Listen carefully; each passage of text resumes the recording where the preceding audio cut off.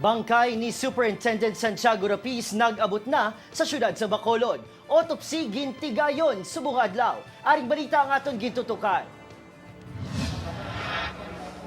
Pasado alas 10 bungaga, ginpatigayon ng autopsy sang bangkay sang naluthangan niya si Superintendent Santiago Rapiz sa isa ka bypass operation. Isa ka doktor gikan sa National Bureau of Investigation sa Metro Manila ang nagpatigayon sa autopsiya sa desisyon man sang pamilya. Nagpaiway anay nga maghatag sang statement ang pamilya samtang nga nagapag-ikstorya pa sila sa ila mga abogado. Nadisino si Rapiz sa Logistics Unit sa Zamboanga del Norte Police Provincial Office. Ginhingad lang si Rapiz nga isa ka ninja cop nga suno sa kapulisan nag-recycle sa illegal nga droga nga ma-recover sa bypass operation. Una na ginhambal ni Presidente Duterte nga maghahatag ini 3 milyon ka pesos sa kada pulis nga madakop nga involvado sa drug operation.